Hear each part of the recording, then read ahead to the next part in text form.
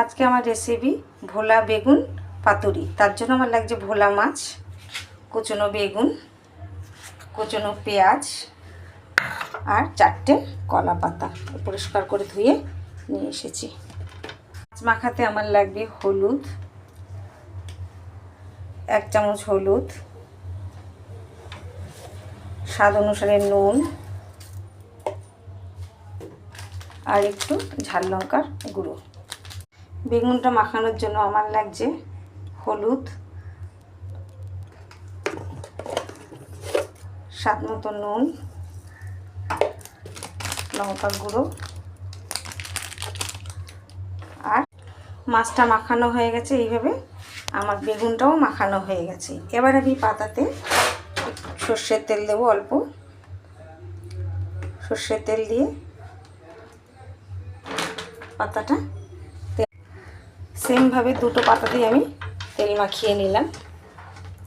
এবার যে বেগুনটা মেখে রেখেছিলাম সেটা মাঝখানে দেব। এটাতে একটু ধনে পাতা কুচি দিলে ভালো লাগে, কিন্তু আমি পেলাম না, আমার ছিল নাও ঘরে। লোহার তাওয়া বা ফ্রাই প্যানে এইভাবে বসিয়ে নিতে হবে। এই যে ফ্রাই প্যানটা, এখানে নিচে একটা কলা পাতা দিয়েছি আর উপরে পাতাটায় তেল মাখিয়ে মাছ ভাজাটা আমি বসিয়েছি। এটা আমার স্কিপ করে গেছি, বলতে আমি ভুলে গেছি। উপর দিয়ে অল্প একটু তেল দিয়ে আমি একটা ঢাকনা দিয়ে দেবো, অল্প করে তেল দিয়ে দেবো।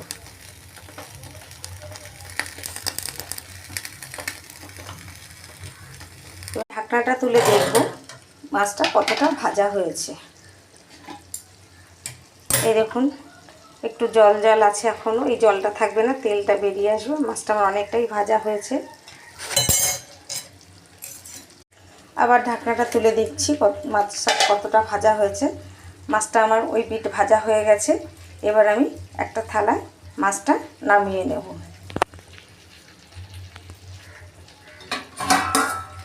রেখেছিলাম এই যে এইভাবে তেল মাখিয়ে রেখেছিলাম।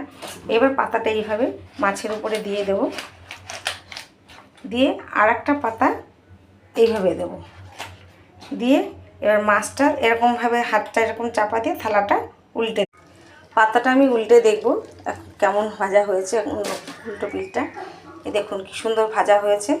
আস্তে আস্তে তেল ছাড়ছে, আর জল বেরোবে না। এই আস্তে আস্তে এই মাছটা ওই পিঠটা ভাজা হবে। আমি আবার ঢেকে দিই। মাছ ভাজাটা আমার সম্পূর্ণ হয়ে গেছে। দেখুন কত সুন্দর তেল বেরিয়ে এসছে। একটা চামচ দিয়ে উল্টে দেখুন মাছটা কত সুন্দর লালচে ভাজা হয়ে গেছে। এই পিঠটাও যেমন হয়েছে ভাজা, ওই পিঠটাও তেমন ভাজা হয়েছে। এইভাবে আপনারা